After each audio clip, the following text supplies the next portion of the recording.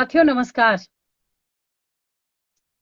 कैसे हैं आप सभी लोग? उम्मीद है इस बरसात के मौसम में भी आप सभी लोग स्वस्थ होंगे, जहां भी होंगे सुरक्षित होंगे, क्योंकि प्राकृतिक आपदाएं इतनी आ रही हैं कि कभी भी कुछ भी अप्रिय दुर्घटना सुनने को मिल रही है। तो आप लोग इस मौसम में अपना और अपने परिवार का, खास तौर पे छोटे बच्चों का बहुत ध्यान रखें, क्योंकि उत्तराखंड में कई स्कूल ऐसे हैं जो काफी गधेरों को और नालों को पार करके जाना पड़ रहा है बच्चों को।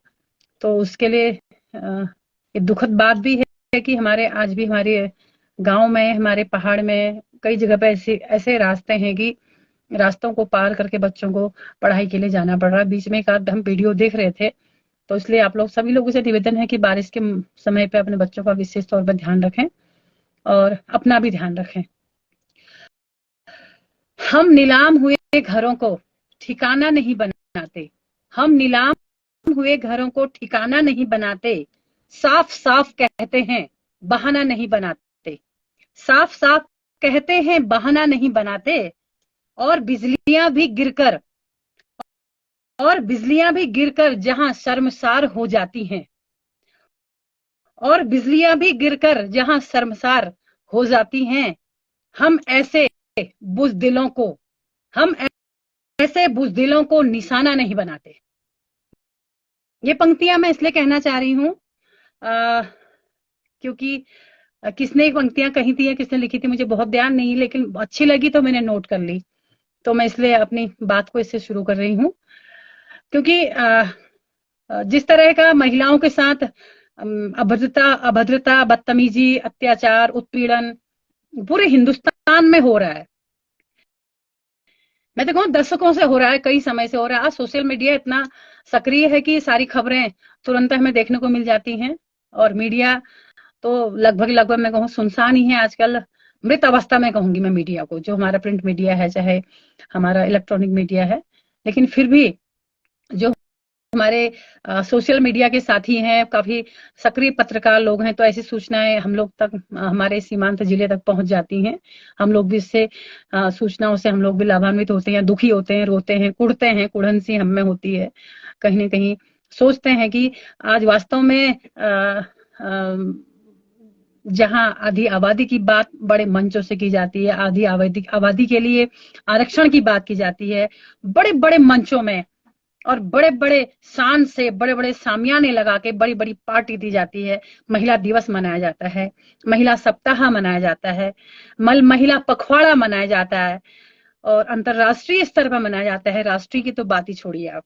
तो उस देश में, उस दुनिया में, उस ब्रह्मांड में बताइए क्या हाल, महिलाओं की स्थिति किस प्रकार की हो रही है। क्योंकि आ, मैं एक महिला हूँ, माँ हूँ, और बेटी भी हूँ, बहू भी हूँ, पत्नी भी हूँ, और कहीं ना कहीं महिलाओं का मैं प्रतिनिधित्व करती हूँ। अपनी गांव की, अपने शहर की, अपने बाजार की, अपने पहाड़ की, अपने हिंदुस्तान की, पूरे ब्रह्मांड की महिलाओं का प्रतिनिधित्व करती हूँ, इसलिए इस बात को मैं कह रही हूँ। क्योंकि अभी बीच में जो मणिपुर में जो घटना हुई है, तो मैंने इस पे परसों 2 दिन पहले लाइव किया था, तो कुछ लोग इसमें बात कह रहे थे कि आप राजस्थान की बात क्यों नहीं कह रहे हैं, आप छत्तीसगढ़ की बात क्यों नहीं कह रहे हैं, आप बांग्लादेश की बात ना, पश्चिम बंगाल की बात क्यों नहीं कह रहे हैं। मैं उनसे ये पूछना चाह रही हूँ, जिस राज्य में, जिस पार्टी का और जो नेतृत्व वहां पे है, जिसकी वहां पे सरकार है, जो सत्तासीन पार्टी है, वह अपने राज्य के उसके कार्य, जो कार्य कुशलता उसकी होनी चाहिए थी, और जिस प्रकार से उसके यहाँ निरंकुशता को अंकुश लगाने के लिए जो उसमें एक दबाव और जो कानून व्यवस्था होनी चाहिए थी, उसको, उसकी नाकामी को छुपाने के लिए, अपनी नाकामयाबी को छुपाने के लिए, उसको कवर करने के लिए दूसरे राज्यों का उदाहरण वो क्यों दे रहे हैं। और ये क्यों कहा जा रहा है कि ये तो कई घटनाएं हो चुकी हैं और हो रही हैं, तो जिम्मेदार कौन है उसका? जिम्मेदार कोई महिलाएं स्वयं जिम्मेदार है क्या उसकी, या आपका मीडिया जिम्मेदार है, कहें आप, या लोकतांत्रिक व्यवस्था जिम्मेदार है, या हमारी संस्कृति संस्कृति, सभ्यता, हमारी परंपरा जिम्मेदार है, या जिन्होंने आपको चुनकर, जिन्होंने आपको वोट देकर भेजा है वो जिम्मेदार है? जिम्मेदार कौन है? आपके हाथ में बड़े विश्वास से कमान सौंपी, और तब तो कहा जा रहा था चुनाव के समय कि बहुत हुआ महिलाओं पर अत्याचार, अब की बार आगे आप जोड़ लीजिए। तो इतना दम्भ जो आपके अंदर है, मन की बात तो आप कह सक रहे हैं, लेकिन महिलाओं की बात आपकी जुबान से नहीं निकल रही है ना। और विषय पे आप बोलना चाह रहे हैं, शिक्षा पे बोल रहे हैं, विदेशों में बोल रहे हैं, चाहे आपकी सास भी कभी बहू थी, छाछ भी कभी दही थी। मुझे बचपन की वो दिन याद आती है, हम कहते थे छाछ भी कभी दही थी। तो वो बात हम लोग मजाक में कहते थे हम लोग की, छाछ भी कभी दही थी, तो उसको भी अपने उस पर नहीं तरना चाहिए कि आज मक्खन बन गया, घी बन गया। उसका तो ये बात नहीं है, उसका जो मूल्य बढ़ गया है, तो उनको अपने जो उसमें अंदर झांकना चाहिए कि मैं कहाँ पे थी, और मैं किसकी बात कह रही हूँ, आप इसको समझ रहे होंगे। मैं क्योंकि ऐसे अगर मुझे खुशी होती ऐसे व्यक्तित्व का नाम लेने में, उनका महिमा मंडन करने में, अगर वो महिलाओं के साथ होती, चाहे पहलवानों का विषय रहा हो, चाहे आपके किस बानू के बलात्कारियों को रिहा करने वाला मामला हो, हाथरस में एक दलित बेटी की लाश रातों रात को 2 बजे जबरदस्ती जला दी गई है ना, उसको छीन के माँ बाप से, और आसिफा का रेप हुआ कठुआ में, तो उसके लिए बोलने की बात होती, तो ये काश बोले होते, उनके लिए आवाज उठाई होती, और वास्तव में महिलाओं के हित की बात की होती, और महिलाओं के लिए लड़ी होती, तो मुझे उनका नाम लेने में फक्र होता, और उनका बड़े अदब से, बड़े इज्जत से उनका नाम लेते कि वो इस तरह, जैसे हम लोग झांसी की रानी का नाम लेते हैं, मदर टेरेसा का नाम लेते हैं, हमारे यहाँ की गौरा देवी है जिन्होंने चिपको आंदोलन शुरुआत किया, उसका चिपको आंदोलन की एक बुनियाद रखी उन्होंने, उसकी मैं बात कहती हूँ। चाहे हमारे यहाँ की कई ऐसी महिलाएं हमारे यहाँ वीरांगनाएं हुई हैं, हमारे उत्तराखंड में या पूरी दुनिया में, तो उनका नाम लेने में फक्र होता है। मैं झांसी की रानी का नाम लेने में फक्र होता है मुझे, कई हमारे स्वतंत्रता सेनानी महिलाएं, उनका नाम लेने में फक्र होता है हमें। लेकिन आज की जो ये महिलाएं हैं जिन्होंने अपने को गिरवी रख दिया है पदों के लिए ना, और अपने को गिरवी रख दिया है किसी विशेष पार्टी के लिए, दल के लिए, तो उनका नाम लेना यहाँ पर मैं उचित नहीं समझती। मैं अपने दर्द को यहाँ पे बयां करना चाहूंगी, तो मैं उनसे कहना चाहूंगी कि आप लोग समझिए इस बात को।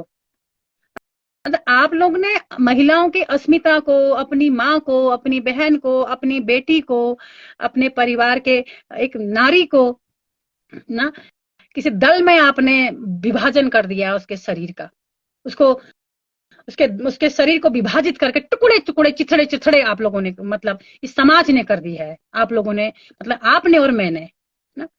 मैंने निर्भया कांड के समय कुछ पंक्तियां लिखी थी, उन पंक्तियों को मैं जस की तस आज उसको बिल्कुल वहां पे ये लागू होती हैं, और ये सारी चीजें वहां पर वास्तव में, इसको मैं कहना चाहूंगी, कुछ पंक्तियां लिखी थी मैं, तो उनको मैं आपके सामने बोलना चाहूंगी।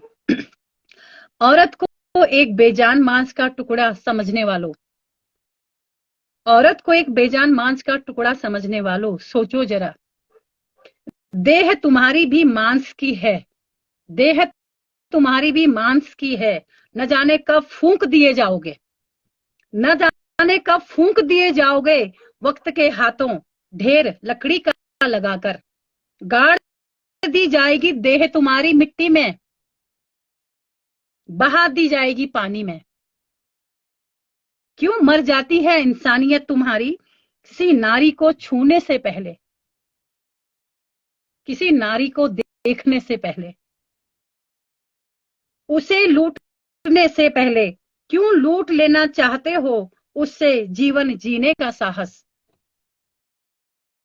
क्यों छीन लेना चाहते हो उसकी आजादी, क्यों कुचल देना चाहते हो उसकी असमत, क्यों तोड़ देना चाहते हो उसके मासूम सपने। सोचो जरा, वह भी तो सोचो जरा, वह भी तो एक मांस का टुकड़ा होगा, सोचो जरा, वह भी तो एक मांस का टुकड़ा होगा जिसने तुम्हें जन्म दिया, जिसने तुम्हें जन्म दिया, जो मौन है मैं उनके लिए भी कह रही हूं, जो भागते फिर रहे हैं संसद में जवाब देने से, मैं उनसे भी इस बात को कहना चाह रही हूं। वह भी तो एक मांस का टुकड़ा होगा जिसने तुम्हें जन्म दिया, उसी जननी के रचना को उसी जननी की रचना को चिथड़े चिथड़े कर देना चाहते हो।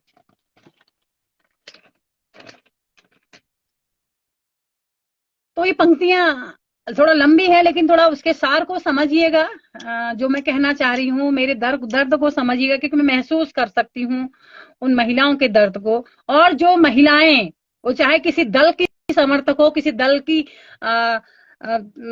पक्षधर हो,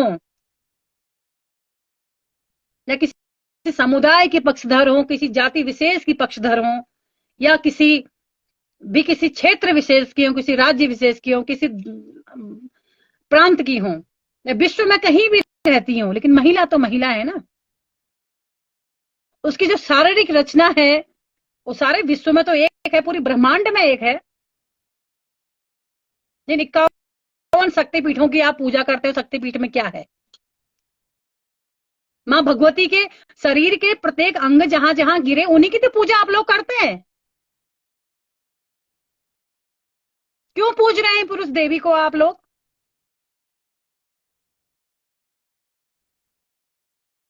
जब औरत से इतनी घृणा आप लोगों को है, भोग की वस्तु आपके लिए है, बदला लेने का महिला एक आपके लिए एक तमाशा, एक उपयोग है, उपक्रम है बदला लेने का महिला आपके लिए, तो क्यों पूज रहे हैं उस देवी के उतने शरीर के 51 शक्तिपीठों में जहां जहां माता पार्वती के, सती के जहां जहां शरीर के टुकड़े गिरे हैं? किस हिंदू धर्म की बात कर रहे हैं आप?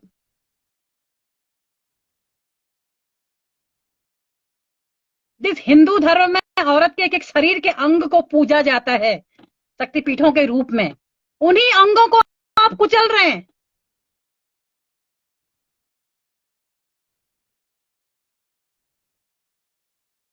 पैसा चाहिए तो माता लक्ष्मी के पास जाइए, विद्या चाहिए तो माता सरस्वती के पास जाइए, शक्ति चाहिए, बल चाहिए, तंत्र विद्या चाहिए, मां काली के पास चले जाइए।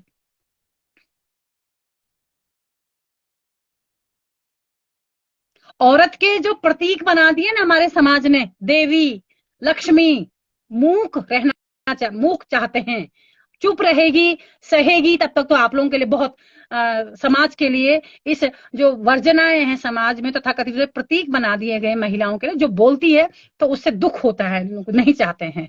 अगर वास्तव में ये चाहते होते कि संसद में महिला अपने हित के लिए बोले और महिलाएं अपने हित की बात करें ना, अपने लिए लड़े, संघर्ष करें, तो वहां आप वास्तव में महिलाएं प्रतिनिधित्व करती। मणिपुर अभी तक जो नेत्रियां हैं वो जा चुकी होती है अभी तक, और रहा राजस्थान छत्तीसगढ़ के, तो वहां तो कंट्रोल कर लिया था वहां के जो वहां पर शासन प्रशासन में जो लोग थे, जो वहां पर सत्ता में थे, उन लोगों ने उस व्यवस्था को कंट्रोल किया, कानून व्यवस्था वहां की देखी गई। तो यहाँ पर तो कुछ भी नहीं है ना। 150 से ज्यादा लोग मर चुके हैं, और कई महिलाएं जिनकी वीडियो नहीं बनी, उनके साथ तो क्या हुआ होगा उसकी कोई गारंटी नहीं है, कुछ कहा नहीं सकते हम उसके बारे में। तो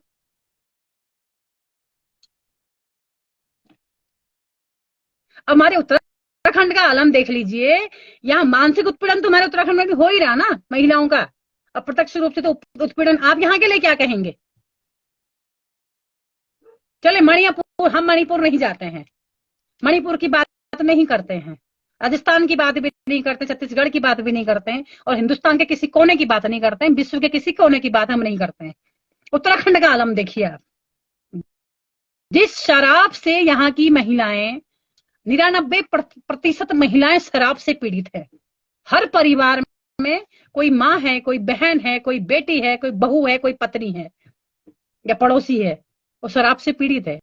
उस शराब को आप यहाँ का राजस्व बनाए हुए हैं धामी जी। आप कहते हैं वो शराब हमारा राजस्व है, उसके बिना हमारी सरकार नहीं चल सकती, उसके बिना हमारे शिक्षा का बजट नहीं पूरा होता, हमारे किसी विभाग की तनख्वाह नहीं दी जा सकती, क्योंकि हमारा मुख्य राजस्व है। तो आप यहाँ पे तो उत्पीड़न कर रहे हैं महिलाओं का मानसिक रूप से। आपकी शराब तो यहाँ गाड़ियों से, बसों से और जैसे मोबाइल वैन में बांटी गई थी, तब आपने क्या किया? वो भी तो उत्पीड़न है। एक तो प्रत्यक्ष रूप से आप कुचल रहे हैं शरीर को, उसके शरीर को, उसके तन को, उसके बदन को, उसके मन को कुचल रहे हैं। एक अप्रत्यक्ष रूप से आप कुचल रहे हैं। आज देखिए ना, जो सीमांत जिला है वहां की स्थिति देखिए आप, महिलाएं जो गर्भवती महिलाएं कैसे उससे खाटों से लाई जा रही हैं, और दर्दनाक स्थिति उनकी है उस पीड़ा में। जब हमारे यहाँ को नहीं ना कि वो कचेली जा भौ पेटम, मतलब इसके लिए कोई हिंदी शब्द नहीं है, क्योंकि हमारी कुमाऊनी और गढ़वाली भाषा जो इतनी समृद्ध है, अगर मैं इस शब्द को कचेली जा को मैं हिंदी में कहूंगी तो कोई शब्द नहीं है। कचेली जा को आप महसूस कर सकते हैं कि कैसे वो बच्चा पेट में कैसे, मतलब उसके घुटन सी उसको होती है और माँ को सारी चीजें होती है, तो उसको महसूस कर सकते हैं। खाट में लाने में, पहाड़ में डाने से उतरने में, चढ़ाई से चढ़ने में, उसमें कैसे वो बच्चे, वो भी तो मानसिक उत्पीड़न कर रहे हैं आप लोग। किस उत्तराखंड की परिकल्पना हम लोगों ने की थी, किस शिक्षा व्यवस्था की बात हमने की थी। आपने कितने प्राइमरी विद्यालय बंद कर दिए यहाँ पे, और जो इंटर कॉलेज हाई स्कूल स्कूलों की स्थिति, क्या स्थिति है वहां के स्कूलों की है बताइए आप।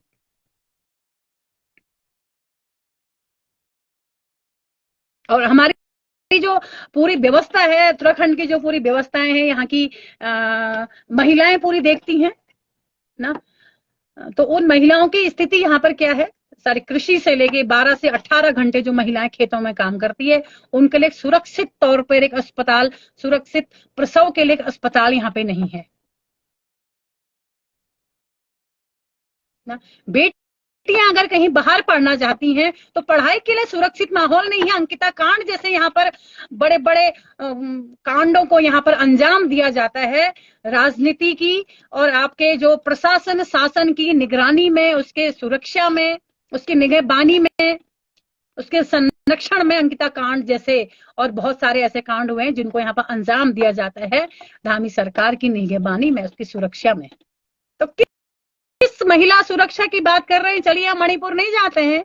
जो महिलाएं मुझे कमेंट कर रही थी कि आप अपने गांव का इलाज, अपने गांव का हाल देखिए ना, आप लोग पलायन कर गए हैं आप लोग ना। कोई हल्द्वानी बस गए, कोई काशीपुर बस गए, कोई रामपुर बस गए, कोई देहरादून बस गए, कोई हरिद्वार बस गए, कोई ऋषिकेश बस गए अपने गांव को छोड़ के, है ना। आप लोगों के आज खेत वहां बंजर हैं। आप लोगों की कई सुंदर सुंदर आलिशान जो हमारी पैतृक संपत्ति भूमि थी, पैतृक मकान थे, वो बंजर हैं। कुछ दया नहीं आती, सोचते नहीं आप लोग उसके बारे में। दुख नहीं होता आप लोगों को कि आप अपनी संवेदनाएं कैसे लाश हो सकती हैं, आप लोग कैसे जिंदा लाश बन सकते हैं आप लोग। मुझे दुख होता है ऐसी महिलाओं को देखकर, दुख होता है ऐसे युवाओं को देख के, है ना, जो कहने में उन्हें शर्म आती है कि हमारा पहाड़ है, हमारा, या हम उत्तराखंड के हैं। मूल रूप से तो उत्तराखंड की परिकल्पना पहाड़ के लिए की गई थी। 80% पहाड़ी इलाके के बात कह के, उसकी बात वहां पर कहने के बावजूद, कहने के बाद ही उत्तराखंड आंदोलन की बात हुई थी। तो उत्तराखंड आंदोलन में आपने महिलाओं को नहीं कुचला क्या? मणिपुर नहीं जाते हैं ना। जो लोग कह रहे हैं जय सिया राम लिख रहे हैं, जय राम लिख रहे हैं, वो बगैर सीता के अयोध्या में बिठाएंगे राम जी को? सीता तो बगल में बिठाइएगा ना, उसके राम जी के बगल में, उनके राम बगल में। जब अगर सीता मैया क्या आपके राम जी हो गए? या बगैर कौशल्या के राम जी पैदा हो गए थे? जन्म तो कौशल्या माता से ही लिया था राम जी ने भी। जो 3 माताएं थी। राम राज कहने में, जय सिया राम कहने में आप लोगों को बहुत ज्यादा दम्भ आप लोगों का वो हो जाता है। जो आपका पुरुषत्व है, जो आपका अहंकार है, दम्भ है कि हम हिंदू, तो राम राज कहाँ, राम राज की बात कर रहे हैं आप लोग। राम राज में जो शिक्षा व्यवस्था थी, जो राजनीति थी, जिस तरह से जनता की बात सुनी जाती थी, जनता दरबार लगता था बकायदा, और हर मामले में बात होती थी। एक धोबी की बात सुन के, एक बिल्कुल लास्ट जो गांव का अंतिम व्यक्ति था उसकी बात सुन के भगवान राम ने तो पत्नी को त्याग दिया था। पत्नी को त्यागा, उन्होंने अच्छा किया नहीं कहना चाह रही हूं मैं, बहुत अच्छा उदाहरण नहीं है ये, उदाहरण दे रही हूँ कि इतना, मतलब इतनी संवादहीनता नहीं थी। संवाद था इतना आपस में जनता के साथ, रामराज में राज्य का और जनता का संवाद था, शासक का और जनता का संवाद इतना साफ सुथरा था, इसलिए उनकी बात सुनाई देती थी। आज मोदी जी संसद में बहस करने को राजी नहीं है, बातचीत करने को राजी नहीं है, बोलने को राजी नहीं है। तो किस रामराज की बात कर रहे हैं, किस अयोध्या मंदिर की बात कर रहे हैं, किस राम मंदिर की बात आप लोग, मैं भी हिंदू हूं, मानती हूं मैं, लेकिन मैं किसी धर्म का पक्ष नहीं ले रही हूं। मैं महिला की बात कर रही हूँ। महिलाएं हिंदू धर्म में भी होती है, मुस्लिम में भी, मुसलमान धर्म में भी महिलाएं हैं, सिख में भी हैं, ईसाई में भी, हर धर्म में महिलाएं हैं। ऐसा कौन धर्म है जहां महिलाएं नहीं है, बताइए? और ऐसा कौन धर्म है जिसमें महिलाएं नहीं पूजी जाती है, उनको सम्मान नहीं किया जाता, बताइए जरा आप। मैं समझता ब्रह्मांड की तो धुरी है। हमारे देश में तो गंगा को भी माता कहा जाता है, भारत को माता कहा जाता है। आपने भारत माता का चीरहरण किया है। भारत माता को नग्न होते हुए देख रहे हैं आप लोग। भारत भाग्य विधाता कैसे गा रहे हैं पता नहीं। भारत माता की जय कैसे कहेंगे मोदी जी 15 अगस्त के दिन? आप कैसे दहाड़ेंगे वहां से, मंच से? आप भारत माता की, किस भारत माता की जय? इसको नग्न देख रहे हैं आप।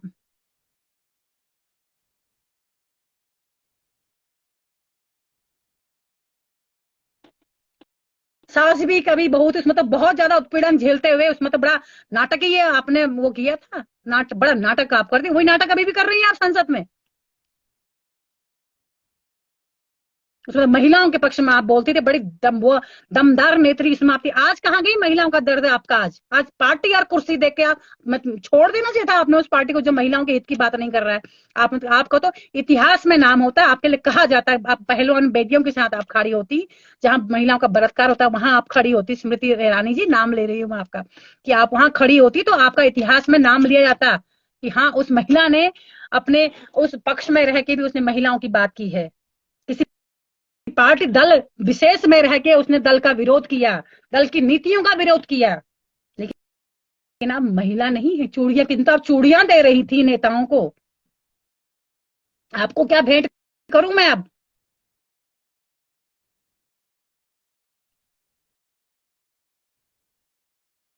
तो सारी मामलों को लेके, उत्तराखंड के मामले को इसलिए मैं जोड़ना चाह रही हूँ क्योंकि हमारी स्थिति भी लगभग लगभग, हमारा केवल एक यहाँ पर चीरहरण होता है, रोज होता है। मानसिक चीरहरण आप लोग, यहाँ की सरकार करती है, यहाँ की सत्ता करती है ना। अस्पताल के नाम पर अस्पताल नहीं, शिक्षा व्यवस्था का हाल ये है। सड़कों का हाल देखिए जरा आप, यहाँ पहाड़ में आके ऐसे गड्ढे हैं, सड़क में गड्ढे हैं या सड़क में सड़क है, समझ में नहीं आता है। बीच में मैंने एक लाइव किया था, कहीं गांव में मैं गई थी, वहां पर की सड़क अगर आप देखते तो आप दंग रहते कि सड़कों में लोग रहते कैसे हैं, जाते कैसे हैं। तो आप यहाँ भी चीर हत्याड़ी कर रहे हैं नामी जी। मणिपुर की बात हम क्या कहें आपसे?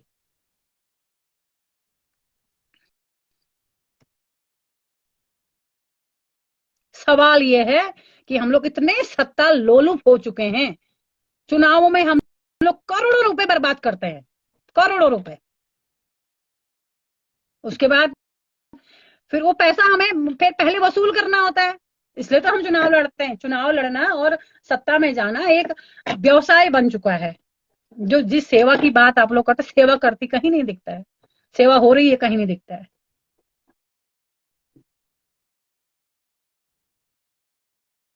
आपकी जिला मुख्यालय में महिलाएं, गर्भवती महिलाएं आई, बच्चे आए, वृद्ध आए, उसके बाद सीधे हमारे यहाँ से तो बागेश्वर जिले के मैं रहती हूँ, तो यहाँ पे सीधे हल्द्वानी रेफर, अल्मोड़ा रेफर कर दिया जाता है उसको। अल्मोड़ा बेस चिकित्सालय की हालत, महिला चिकित्सालय की हालत आप देख सकते हैं, कैसी कंडीशन वहां पे है, कैसे वहां के चिकित्सकों का व्यवहार रहता है, उसको आप देखिएगा कभी।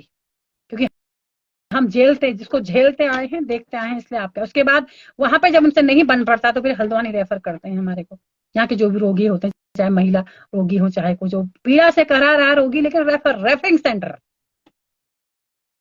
हल्द्वानी में। तो फिर वहां लाशों के भी सौदे होते हैं, मुर्दों के भी सौदे होते हैं। क्योंकि हमारे किसी अपने, मैं बताऊं, रिश्तेदार के, हमारे परिवार के ही किसी व्यक्ति को मर चुके थे, लेकिन उनको 13 दिन तक आईसीयू में रखा गया। और जब कहा गया कि जब मृत हो चुके थे तो आपने आईसीयू में क्यों रखा है? उनकी कमाई का जरिया है आईसीयू।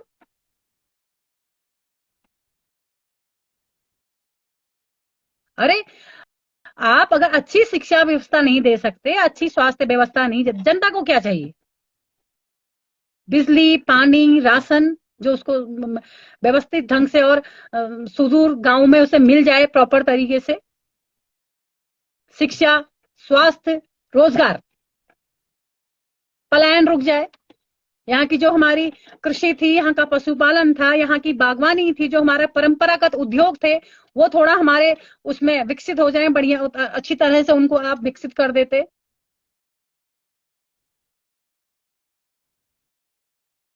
स्किल इंडिया की बात कर रहे हैं, कहाँ स्किल आया हमारे यहाँ बताइए। जो हमारे परंपरागत कास्ट वो थे, जितने भी उद्योग थे, वो तो सब खत्म हो चुके हैं। इंजन आप 10 लगा लीजिए, आप डबल इंजन के आप 10 इंजन लगा लीजिए, लेकिन आप असफल हैं, असफल हैं, असफल हैं हर क्षेत्र में। उत्तराखंड में तो असफल ही हैं। उत्तराखंड तो मुख्यमंत्रियों की आप लोगों ने फसल इतनी अच्छी उगाई, यहाँ मुख्यमंत्रियों की फसल कि जिसकी उम्मीद नहीं थी। हर कोई विधायक बनने के बाद मुख्यमंत्री बनना चाहता है, हर कोई विधायक बनने के बाद मुख्यमंत्री बनना चाहता है। काम बताइए। चलिए मणिपुर नहीं जाते, हम नहीं जाते हैं मणिपुर, चलिए, लेकिन निंदा तो करेंगे ना, क्योंकि औरत होने के नाते किसी औरत को आप नग्न कर देंगे और आप तमाशा देखेंगे। बात करने को राजी आप नहीं है, जवाब देने को राजी आप नहीं। घंटों आप रेडियो में बात कर सकते हैं, मन की बात कर सकते हैं, लेकिन महिला की बात आप नहीं करेंगे, क्योंकि अब महिला से जन्म ही नहीं हुआ आपका। तो ना स्मृति ईरानी का जन्म महिला से हुआ, ना मोदी जी का जन्म महिला से हुआ, ना किसी, जितने भी महिला नेत्रियां बैठी हैं संसद में, विधानसभा में, उत्तराखंड में भी, किसी ने हमारी उत्तराखंड की महिला ने कहा हो कि मणिपुर में उत्तराखंड की जो नेत्री महिलाएं हैं कि उसकी हम निंदा करते हैं, गलत हुआ है? नहीं कहा है। क्यों कहेंगी? अरे पद का खतरा, अपनी अपनी मंत्री पद का खतरा, अपनी विधायिका का खतरा। आगे टिकट नहीं मिलेगा तो कैसे फिर जनता को धमकाएंगे आके, कैसे जनता का खून चूसेंगे? 30%, 50% कैसे कमीशन खाएंगे आप लोग?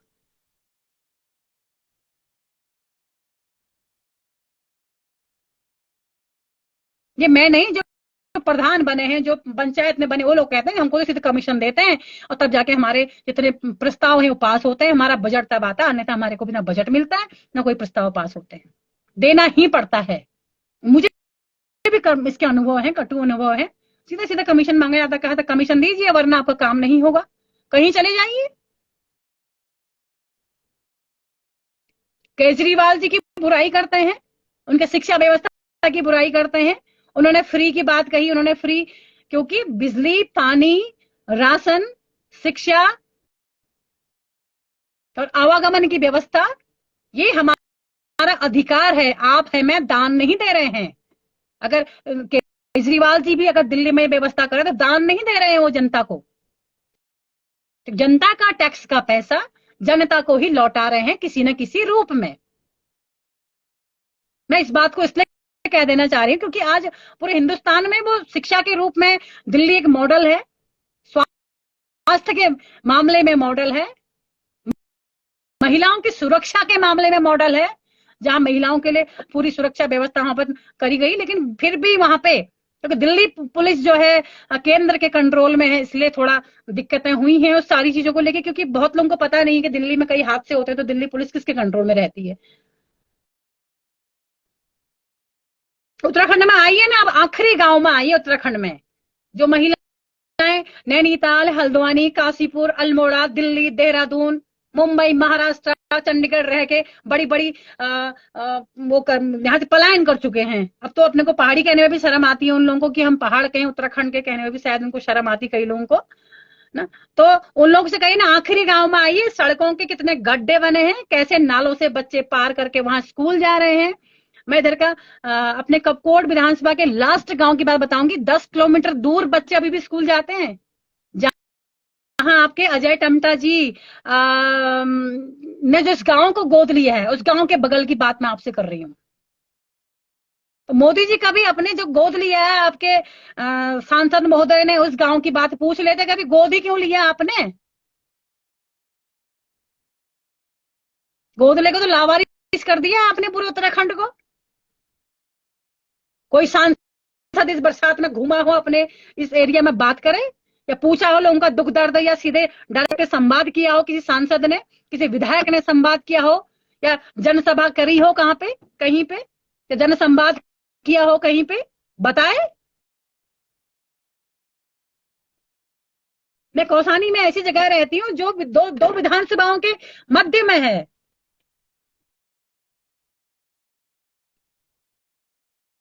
तो ना इधर से ना उधर से सड़क, इधर भी वैसे ही है सड़क का हाल, मोटर मार्ग का इधर भी हाल वही है, उधर भी हाल वही है। तो माने नहीं हो, मैं आप लोगों से कहना चाह रही हूँ, जो जय सिया राम लिख रहे हैं, मुझे राम से मुझे कहीं भी कहीं कोई परहेज नहीं है। भगवान राम से हम भी भगवान राम को पूजते हैं। दीपावली में हम भगवान राम की ही पूजा करते हैं, लेकिन बगल में सीता मैया की भी करते हैं, है ना। तो सीता मैया का चीरहरण हुआ है, सोच लीजिए। लक्ष्मी माँ का चीरहरण हुआ है। नहीं, नहीं करते हैं। मणिपुर की बात नहीं करते, छत्तीसगढ़ की बात, राजस्थान की बात नहीं करते, करते यहीं की बात करते हैं ना। बताइए, अंकिता हत्याकांड में अभी तक जो वीआईपी था क्यों नहीं पकड़ा गया?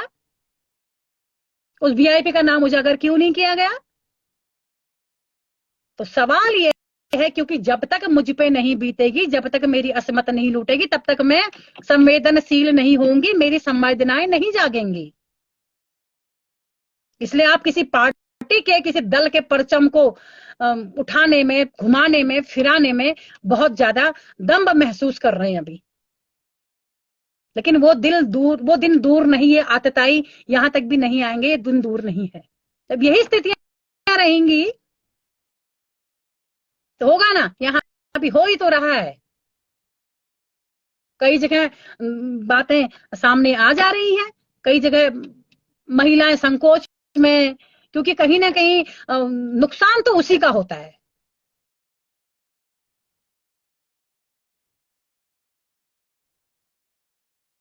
पुनः मेरा आप लोग से सबसे निवेदन रहेगा, और थोड़ा जागिए और जगाइए अपने आप को, क्योंकि सबको कल को, कितनी आयु है हमारी बताइए, कितनी आयु होगी? 100 साल जी जाएंगे, 80 साल, 90 साल, उसके बाद कहाँ जाएंगे बताइए? एक सुकून तो होगा, मृत्यु के वक्त की एक सुकून तो होगा कि हमने एक काम अच्छा कर लिया। बड़े बड़े पुराण करने से, बड़े बड़े भागवत करने से, बड़ी बड़ी घंटों पूजा पाठ करने से, किसी देवी के आगे माथा टेकने से, किसी देव के आधे माथा रखने से, जिंदा, जो व्यक्ति जिंदा है उसके लिए बात करिए, उस व्यक्ति के लिए बात उठाइए, उसके साथ खड़े होइए और सही का पक्ष लीजिए।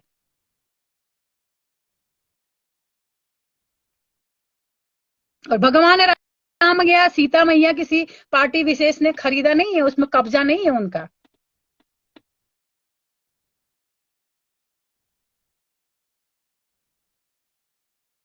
तो कई मुस्लिम कंट्रियां ऐसी जहां तो रामायण को बिल्कुल इस तरह से मनाया जाता है, रामलीला मनाई जाती है मुस्लिम कंट्री, लेकिन रामलीला वहां पे बिल्कुल इस तरह से मनाई जाती है कि भगवान राम को पूजा जाता है वहां पर, उनकी संस्कृति है, उनकी परंपरा है। और हमारे यहाँ बगल में अल्मोड़ा में तो यहाँ पे रामलीला के जो पात्रों का जो पुतले बनते हैं, उनको मुसलमान भाई लोग ही बनाते हैं। तो ये जातिवाद, ये क्षेत्रवाद, ये महिलावाद, ये पुरुषवाद, ये महिला है, ये पुरुष है, इसको ऐसे लूटो, ये बात बिल्कुल गलत है आप लोगों की। और जो जो कह रहे हैं कि हम लोगों ने हमने, आप उसके लिए नहीं बात कर रहे हैं, उसके लिए बात करिए, तो उन लोगों की मैं निंदा करना चाह रही हूँ। उन लोगों से कहना, थोड़ा जागिए, थोड़ा अपनी ये निर्लजता की बात मत करिए, अपने ऐब को छुपाने के लिए दूसरे की बात मत कहिए, अपने को ढकने के लिए, अपने को कवर करने के लिए ये मत कहिए कि उस राज्य में भी ये हुआ था या उस गांव में भी ये हुआ था इसलिए यहाँ भी हो रहा है। तो आप मतलब कहीं ना कहीं उसकी मौन सहमति दे रहे हैं, कि आप ये कहना चाह रहे हैं कि मणिपुर में जो हुआ बहुत अच्छा हुआ, और क्योंकि वो बगल के राज्य में भी हुआ था, मतलब आप विरोध नहीं करेंगे उसका?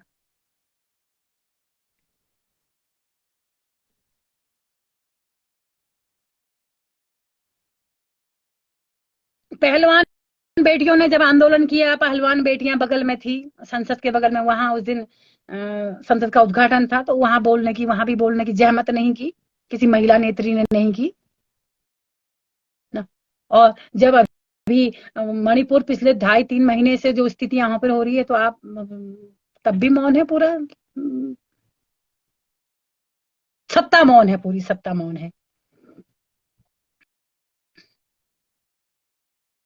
तो तानाशाही असल में बहुत ज्यादा समय तक नहीं चल पाती है, क्योंकि इतिहास गवाह है उसके लिए, थोड़ा इंतजार करना थोड़ी अखरता है, प्रतीक्षा नहीं हो पाती है, क्योंकि जो दुख में होता है, जो पीड़ा में होता है, उसकी कहने प्रतीक्षा नहीं हो पाती है, प्रतीक्षा करना थोड़ा असंभव होता है।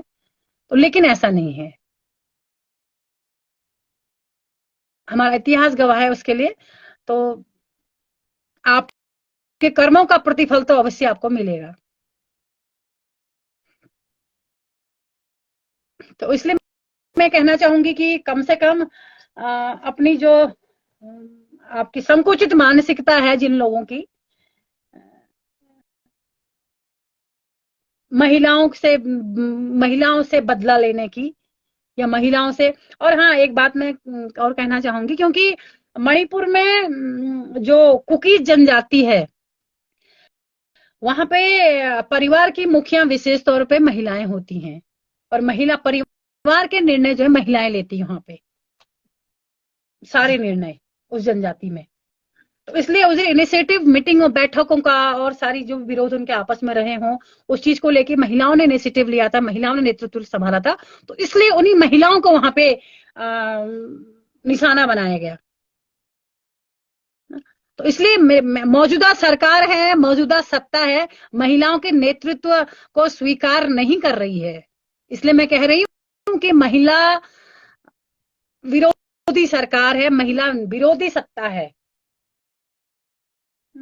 खाली 30%, 50% या कितना परसेंट आरक्षण देने से नहीं होगा।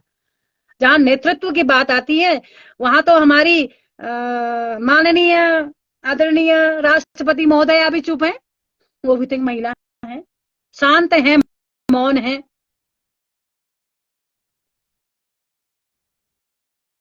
तो क्योंकि सत्ता मिलने के बाद सत्ता महिलाओं को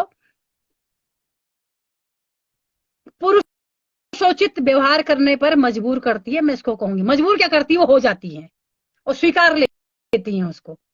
और जो उनका अस्तित्व होता है, तो स्त्रीत्व होता है, जो उनका नारी मन होता है, नारी मस्तिष्क होता है, वो कहीं ना कहीं उसमें विलय हो जाता है, सत्ता में विलय हो जाता है। तो इसलिए वो महिलाओं की बात को नहीं कह पाती हैं, इतनी कठोर हो जाती हैं, इतनी असंवेदनशील हो जाती हैं, इसलिए इस बात को नहीं कहती हैं। मणिपुर में भी राज्यपाल वहां महिला है, तो राष्ट्रपति जब महिला है, प्रथम व्यक्ति यहाँ की महिला है हिंदुस्तान की, तो हिंदुस्तान का ये आलम है। क्या फर्क पड़ता है महिला को आप कितने ऊंचे पद पे बिठा दें, आप चीर हरण तो महिलाओं का ही कर रहे हैं ना।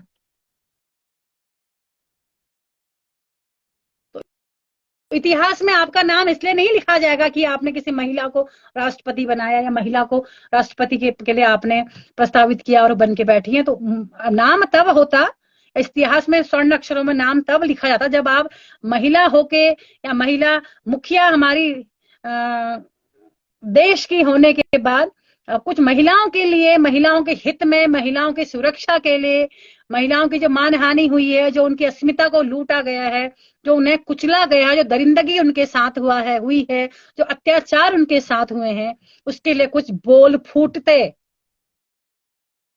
महिला मंत्रालय के बोल फूटते, राष्ट्रीय महिला आयोग के बोल फूटते ना। इंटेलिजेंस तो सारा ब्यूरो आपको सारा खबर आपको दे चुका होगा, जो जब मणिपुर में घटनाएं, दुर्घटनाएं जो पिछले कई उससे हो रही हैं। तो आज तो इतना इंस्टेंट है, टेक्नोलॉजी की सारी सूचनाएं मिल जाती हैं। तो ऐसा नहीं है, बहाने बनाने को बहुत है। तो महिलाओं का नेतृत्व और महिलाओं की वास्तव में महिला विकास आपको स्वीकार नहीं है। वास्तव में बेटी बचाओ बेटी पढ़ाओ आपको स्वीकार नहीं है। वो आपके केवल चुनावी जुमले हैं, आपका चुनावी स्टंट है, और आधी आबादी का केवल वोट लुटाने का और वोट लूटने का आपका एक स्टंट है। और जो महिलाएं मौन हो गई हैं, जिंदा लाश हो गई हैं संसद में बैठ के, विधानसभा में बैठ के, उनके लिए भी धिक्कार है इस बात के लिए। उनकी निर्लजता को सलाम है, उनकी निर्लजता को। लोग कहते हैं अच्छे कर्मों को सलाम है, उनकी निर्लजता को सलाम है। उनकी मतलब एक पराकाष्ठा है निर्लजता की। अब तक तो पूरी हिंदुस्तान की महिलाओं को एक होके, चाहे वो किसी किसी पार्टी की थी, किसी दल की थी, किसी समूह की थी, किसी जाति की थी, उनको एक मंच में आके इसका विरोध करना चाहिए था, खुला विरोध करके कहना चाहिए था कि उस महिला के साथ गलत हुआ है, तो इसलिए फलाना जो भी सत्ता में बैठा उसका निर्णय करे, उस पर सीधे सीधे संवाद करे ना जनता से। जो चुन के जा रहे हैं संवैधानिक रूप से, उनको आप संसद से बाहर कर दे रहे हैं, क्योंकि आपको कहीं ना कहीं भय है, डर है, क्योंकि आपके पास कोई जवाब नहीं है।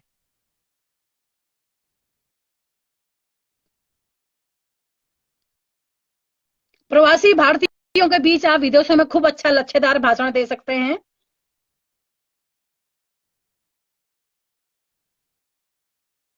क्यों यहाँ हिंदुस्तान में बेटियों के लिए नहीं बात कर सकते, महिलाओं के लिए नहीं बात कर सकते?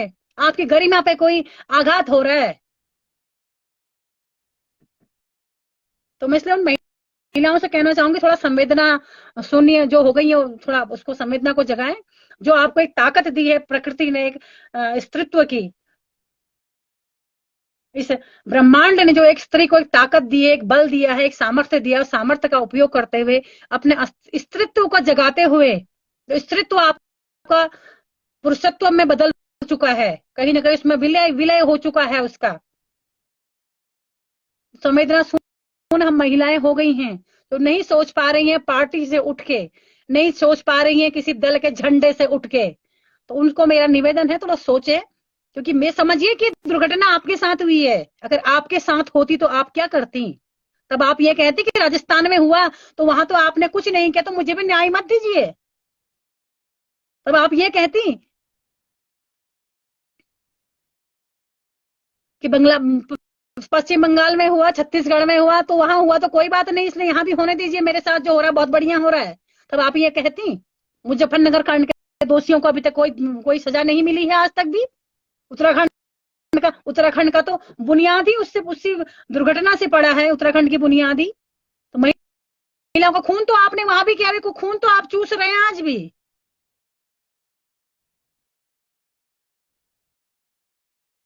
तो पुनः सोचिए, सत्य की विजय जरूर होती है, ऐसा नहीं है, सत्य कड़वा जरूर होता है और थोड़ा सहन भी करना पड़ता है। हम सहन कर रहे हैं लेकिन एक सीमा तक, एक लिमिट तक सहन होगा, उसके बाद तो शायद नहीं होता है।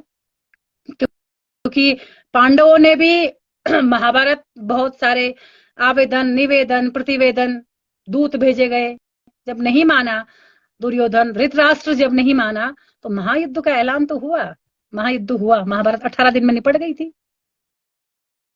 14 साल वनवास रहने के बाद जब निवेदन, आवेदन, प्रतिवेदन से नहीं माना दुर्योधन, तो 18 दिन में सब समाप्त हो गया था।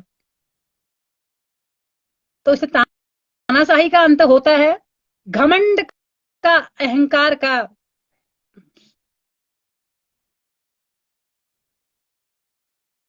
कोई न कोई उसका तोड़ने वाला आता ही है, ऐसा नहीं है, इतिहास उसके लिए गवाह है।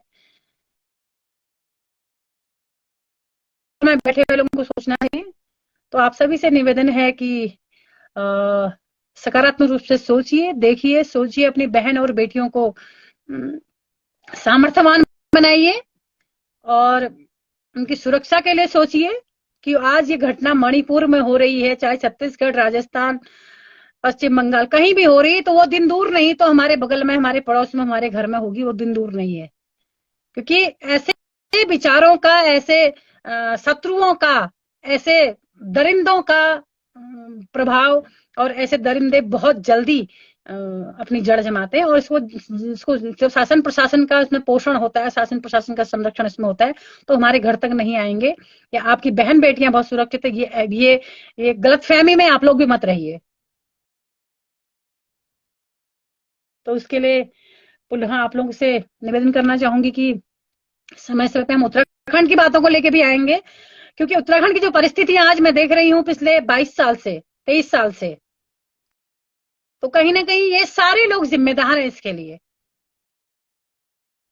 चाहे शिक्षा का हाल देखिए, यहाँ के रोजगार का हाल देखिए, पलायन का हाल देखिए, इन विषयों पर भी हम चर्चा अपनी जारी रखेंगे और सारी बातों को लेके। और जहां जहां सत्ता का जो भी कारनामे हैं, चाहे उत्तराखंड सरकार हो, चाहे हमारे देश की सरकार हो, डबल इंजन की सरकार हो, ट्रिपल इंजन की सरकार हो, या कई इंजनों की सरकार हो,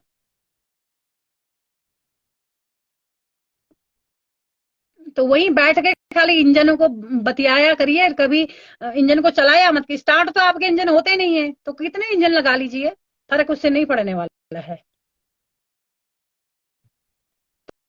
तो इसलिए महिलाओं के बारे में सोचिए, और खासतौर पर महिलाएं थोड़ा जो दल में रहकर जो अपनी अस्मिता को, अपनी स्त्रीत्व को जो विलय कर चुकी हैं, सत्ता में गिरवी रख चुकी हैं, इनको सोचना चाहिए एक बार। किसी दल विशेष की और किसी पार्टी विशेष की बात करने वाली महिलाएं सोचें एक बार कि वो भी एक महिला है।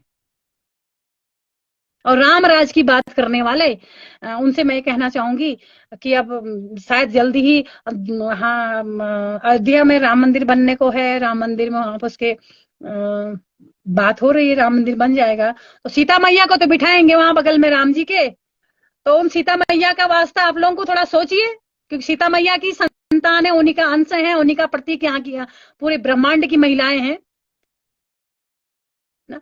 राम काल में भी, रामराज में भी सीता मैया शर्मसार होकर धरती पे तो समा गई थी ना, वो तो धरती पे समा गई थी, जब इतना अत्याचार उनपे हुआ था तो वो भी समा गई थी धरती पे। तो आजकल की महिलाएं धरती पे नहीं समाएंगी ना। तो अब उस नियति को नहीं वो स्वीकार करेंगी, धरती पे समाने वाली बात नहीं करेंगी। तो फिर देखिए फिर किस तरह का आप लोग महिलाओं को जो चुनौती दे रहे हैं, तो उसके लिए फिर कौन जिम्मेदार रहेगा। बहुत बहुत धन्यवाद आपका। अपनी बेटियों का, बहुओं का, अपनी परिवार की महिलाओं का बहुत बहुत ख्याल रखिए, मतलब सम्मान करिएगा। ख्याल तो वो खुद रख सकती हैं अपना, क्योंकि हमारे उत्तराखंड की महिलाएं तो सीधे दातुली और जोड़ा लेके कमर में घूमती हैं, है ना। तो बड़े बड़े जंगली जानवरों से लड़ती हैं, बड़े बड़े डानों कानों में, ऊंचे ऊंचे पहाड़ों पर्वतों पर चढ़ने वाली महिलाएं, बहुत साहसी महिलाएं अपने यहाँ की हैं। लेकिन जिन महिलाओं के साथ अभी दुराचार और जो व्यभिचार और जो अनाचार, जो अत्याचार हुआ है, उनके बारे में भी सोचिए और अलग राज्यों का उदाहरण देके अपने असफलताओं को, अपने नाकामयाबों को छुपाइए मत, उसको कवर मत कीजिए। जय हिंद, जय भारत, जय उत्तराखंड, सत्यमेव जयते।